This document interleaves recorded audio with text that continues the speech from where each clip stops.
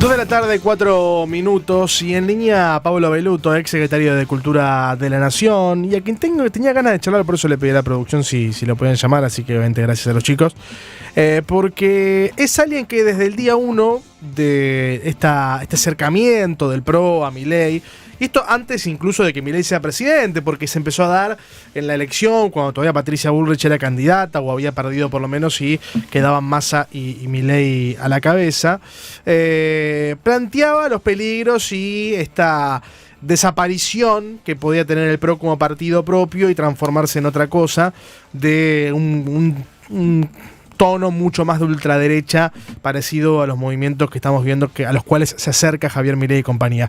Pablo, ¿cómo estás? Acá Lucas Meche te saluda. Hola Lucas, ¿cómo te va? Bien, gracias por atendernos. Te llamaba en particular hoy porque el viernes habló Macri en un acto del PRO, de la Fundación Pensar, de cara un poco al 2025. Hace un rato escuchábamos a Milei en Europa, y algunas informaciones o versiones que circulaban en el día de hoy hablaban de un Macri pensando en candidatearse el año que viene, incluso la posibilidad de ser senador, porque entiende que el gobierno lo está dejando de lado y que la mejor manera de hacer política, ahí está descubriendo un poco la pólvora, es desde adentro. ¿Qué reflexión tenés hoy? Digo, porque ya en su momento, cuando con Nancy te hemos entrevistado varias veces en todo este correr, digamos, de la aparición de Milei, la candidatura y demás, vos tenés una posición muy clara de lo que entendés que no representan el liberalismo y demás, pero te quiero preguntar por este Macri de hoy, digo, ¿no? Y esta cercanía o ahora distancia para con el gobierno. ¿Es estrategia? ¿Es real? Vos lo conocés mucho. Mira, yo creo que es un intento posiblemente de desandar un camino que no trajo ningún resultado positivo para el PRO, más bien todo lo contrario, y tampoco creo que ese camino de realizarse pudiera ser suficiente. Es decir, el PRO, cuando nació y sobre todo en su momento de esplendor entre el 2013 y 2017 y 19, se planteaba a sí mismo como una opción superadora del kirchnerismo y alejada de todos los extremos ideológicos, una opción de centro, liberal, moderna, que además se alejaba o pretendía alejarse de romper con una tradición que había abrazado el liberalismo argentino a lo largo de su historia, de vincularse con proyectos autoritarios. Lamentablemente, el apoyo que le dio el PRO, que le dieron Macri y Bullrich al gobierno de Milei, fue incondicional. Yo recuerdo cuando en la campaña se hablaba de, bueno, Milei no va a poder hacer lo que quiera porque vamos a estar nosotros para impedirlo, y sin embargo no se le impidió nada. Todas las leyes, todos los vetos, salvo en el caso de Ficha Limpia, fueron los votos del PRO fueron en conjunto, en su inmensa mayoría, con los de la Avanza. Y eso sí tiene un costo en la política, que es la pérdida de aquella identidad o su reemplazo por otra en todo caso, lo cual es legítimo, pero no invalida el hecho de que hoy es muy difícil determinar dónde termina la Libertad Avanza, dónde empieza el PRO y viceversa. Digo, si uno piensa que la candidata a presidenta de Juntos por el Cambio había sido la presidenta del partido y hoy es ministra del gobierno de Milei, al igual que su candidata a vicepresidente. Sí. Si uno piensa en funcionarios que hicieron su carrera en el PRO y hoy integran el gobierno, o incluso en las declaraciones de muchos legisladores y dirigentes del PRO que parecen estar más de acuerdo con lo que hoy representa Milei que con aquellos que representaron Macri y el PRO en el pasado. Con lo cual, no sé cuál será la utilidad de esta búsqueda desesperada por alejarse, pero en cualquier caso creo que el momento ya pasó. El momento fue en las elecciones del año pasado. Y lamentablemente, o por lo menos lamentablemente para mí, probablemente no para otros, el PRO de manera colectiva se acercó y se abrazó desde el pacto de Acasuso, desde aquellas declaraciones de Macri el día de la derrota de Patricia Bullrich en la primera vuelta, cuando señaló que había ganado el cambio. La pregunta es si todos los cambios dan lo mismo y si el cambio que Milei propone, con su batalla cultural, sus agresiones y ataques permanentes a periodistas, artistas, ciudadanos, instituciones, eran o no el camino el cambio con el que el PRO soñaba o el que le había prometido a sus votantes, ¿verdad? Sí, hay una situación con todo lo que mencionás, donde uno podría llegar a plantear como hipótesis, no sé cuán definida puede estar, pero por lo menos decir, el PRO entonces, en el estado en el que se encuentra ahora, es una fracción de lo que era hace unos años. Sí, claramente hay figuras que fueron muy relevantes en el pasado, como el caso de Horacio Rodríguez Larreta, que integra la conducción del partido, Marcos Peña, que se alejó de la política, que la propia Patricia Bullrich, que se pasó al gobierno, pasó a integrar el gabinete del gobierno, digo que de algún modo fueron desperfilando aquella opción moderna a la que yo mismo me sumé y sí, de la que me alejé cuando, como bien decías al principio, el PRO decidió abrazarse a la Libertad Avanza como si su único programa, su único conjunto de ideas fuera que no gane el kirchnerismo, ¿no? Claro.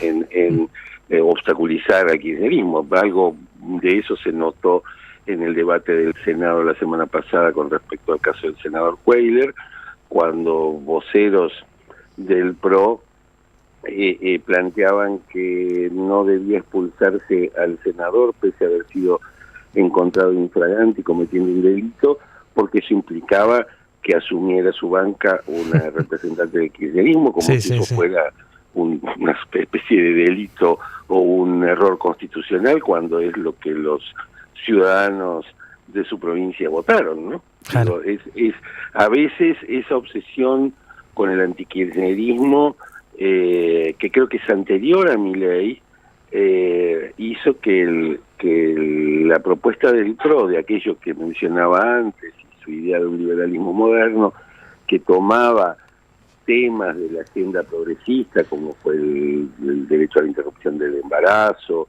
el matrimonio igualitario en la ciudad antes que en la nación, las cuestiones vinculadas con los temas ambientales o de género, hoy hayan quedado de lado para centrarse exclusivamente en una prédica que para mí es muchas veces rayana con lo antidemocrático, ¿no? Al igual que las que tiene Milei, con la idea de que el otro no debe existir, el otro no debe jugar, o si el otro no estuviera, la Argentina sería un país mejor, y la verdad es que en la Argentina hay liberales, evidentemente hay gente que apoya a Milei, y también hay gente que piensa de maneras muy diferentes. No, totalmente, y hay una cuestión también de los términos en los cuales está hablando Milei. Hoy hacíamos una diferenciación entre el discurso para el afuera y el discurso para el adentro de Milei, particularmente con lo que planteaba en Roma este fin de semana, donde él habla casi en términos ya de ejército, ¿no? Directamente, de una cuestión de una guerra que se está viviendo, por fuera de lo que él llama la batalla cultural, digo, ¿no? Pero en términos de que... Sí, ese es el verdadero proyecto de Milei y de todas las fuerzas políticas a nivel internacional que integran la nueva familia de la extrema derecha. Sí, mucha gente se detiene en, bueno, Trump es proteccionista y Milei es libertario, pero en realidad lo que comparten no es un programa económico, lo que comparte la derecha es un programa cultural revolucionario que intenta refundar la sociedad en función de una nostalgia frente a lo que ellos ven como la decadencia de Occidente. Entonces hay que volver a un tipo de familia, hay que eliminar cualquier diversidad de género, hay que negar la existencia del cambio climático, hay que sostener posiciones nacionalistas. Es también lo que une en el caso argentino a Milei con su vicepresidenta, pese a los conflictos que han mostrado a lo largo de todos estos meses. Sí, no sé si viste las imágenes del fin de semana, el Gordo Dan, este personaje, digamos, este vocero que tiene el gobierno de alguna manera, representando el mundo joven, las redes y demás, hizo un show en un teatro, ¿no? Junto con su streaming, Sí. un show y demás.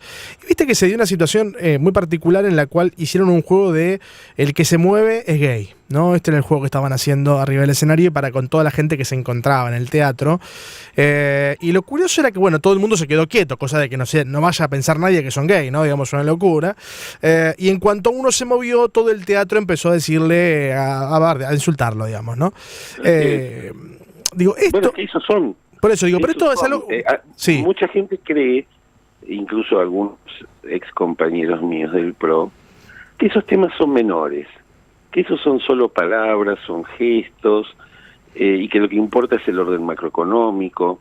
Yo los llamo los pinochetistas, ¿no? Porque Claro. en Chile, cuando durante la dictadura del general Pinochet, este debate se dio entre quienes apoyaban las reformas liberales, que apoyaban las reformas económicas de entonces, y fingían demencia o miraban para otro lado frente a los rasgos represivos y autoritarios del Claro. régimen de Pinochet.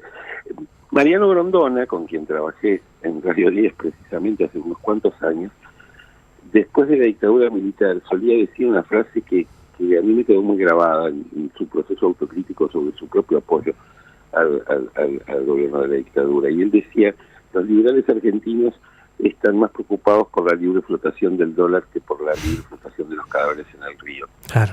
Aludiendo al terrorismo de Estado Sí, en sí. la época de la dictadura militar. Y yo creo que es esta idea autoritaria que tiene Milei es su verdadero programa, y y creo que es un error no tomárselo en serio, porque día a día van dando pasos en ese sentido, tanto en el discurso internacional, como vos señalabas, donde Milei se considera parte de una suerte de guerra santa contra la modernidad, como en el plano nacional, donde aparecen estos personajes de segunda línea, con mucho poder, por cierto, con recursos que uno nunca termina de saber de dónde salen, y que prolongan esa prédica en contra de lo diferente, en contra del que no piensa como ellos, o incluso, yendo mucho más allá, hacia la estigmatización de quienes no comparten sus opciones sexuales. Digo, entonces, no, para mí no es algo que uno puede hacerse el distraído, mirar para otro lado. Yo le creo a Milei. Yo soy de los que creen que dice la verdad de lo que piensa, y por eso me preocupo mucho, porque creo que efectivamente su programa es la batalla cultural, su programa es la construcción de un nuevo orden social en la Argentina, su programa es revolucionario, y las revoluciones se llevan muy mal con las instituciones y con la Constitución, pero porque la Constitución lo que plantea es un régimen de alternancia, no un régimen revolucionario.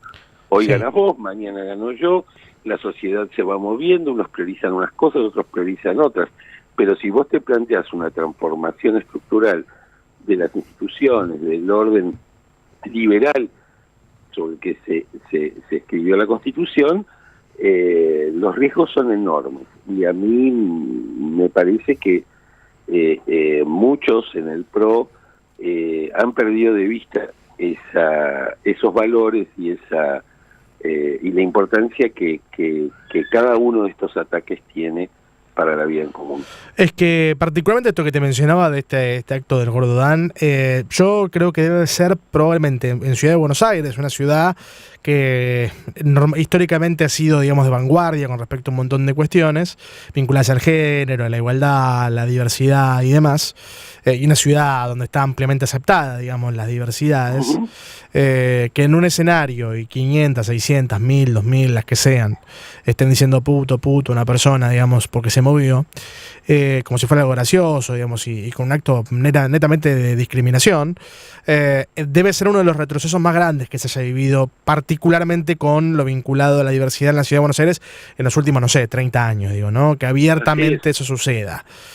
Así es. Y es como que de golpe se perdió el filtro, ¿no? Como ya no hay, o por lo menos se perdió el pudor a decir lo que pensaban. Entienden la libertad de expresión precisamente como la libertad para discriminar, como la libertad para humillar, como la libertad para estigmatizar. Claro. Es un fenómeno muy curioso. Ellos sienten que están haciendo una venganza y que eso no tiene consecuencias.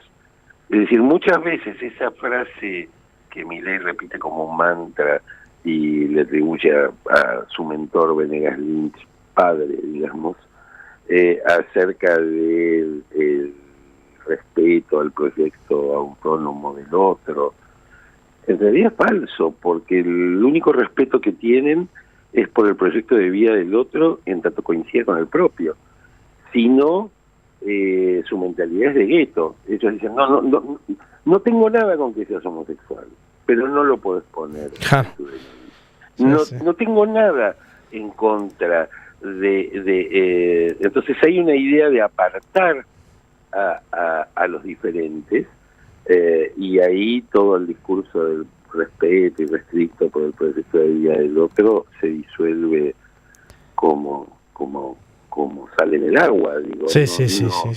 No, claramente en la lógica de todos estos autoritarismos aparecen siempre los mismos elementos, en este caso asociados claramente a la homofobia, asociados a reivindicaciones que nosotros, o muchos de nosotros, creíamos que ya estaban aceptadas dentro de nuestro contrato social, y hoy nos damos cuenta, tal vez esa sea la única luz de esperanza en estos tiempos de tanta derrota, es darnos cuenta que personas que pensábamos diferentes, personas que hemos confrontado durante muchos años, personas que tenemos ideas distintas por ahí sobre el rol del Estado, sobre el rol de materia económica, pero descubrimos que hay elementos que sí son comunes y que están siendo atacados, y que son anteriores a nuestras diferencias. Y aún cuando vamos a nuestras diferencias empezamos a descubrir que no eran tan significativas como las que hoy se plantean. Digo, yo no quiero vivir en una sociedad donde se estigmatiza a los homosexuales desde un escenario de ninguna manera, y ese es apenas un ejemplo, o donde se insulta al que no piensa como yo, como mecanismo cotidiano a través de las redes sociales o a través de la propia palabra presidencial. Entonces, eso me acerca a personas que comparten estos mismos valores, aún cuando podamos tener otras diferencias, pero que nos parece que ese ataque es hacia el proyecto colectivo en el cual unos y otros queremos vivir, y requiere claramente ser defendido. Totalmente. Te llevo un segundo a otro tema, charlando el fin de semana con amigos docentes, y esto surgió por un tuit que vi publicado donde un docente le preguntaba a un alumno que se llevaba la materia qué hacía en su tiempo libre, ¿no? Y le preguntaba al chico si veía películas, si consumía series, si veía anime, si leía un manga, si escuchaba música, y el adolescente le contestaba que no a todo. No veía películas, no veía series, no veía o no leía cómics, no hacía nada de eso, sino que se dedicaba a ver redes sociales nada más. Y lo curioso de eso, y lo que me decían justamente mis amigos docentes, es la diferencia que notan entre sus alumnos adolescentes, que tienen cierta curiosidad y están desde escuchando música a viendo películas, a ni hablar leyendo libros, contra los que solamente consumen redes sociales, es decir, TikTok, 30 segundos, siguiente video, 30 segundos, siguiente video. ¿Cómo estás viendo eso? Y si te preocupa, obviamente, ¿no? Me preocupa muchísimo. Ha salido un libro este año, salió en inglés primero y acaba de ser traducido, que se llama La generación ansiosa, de un psicólogo americano que se llama Jonathan Haidt, que lo recomiendo mucho. Para mí fue un antes y un después leerlo. Soy papá de chicos chiquitos y de chicos grandes, y allí se analiza con muchísimos datos. Hoy estamos por primera vez, o sea, los adolescentes de hoy son la primera generación que se crió con smartphones, que tuvo desde hace 10, 15 años smartphones en sus manos.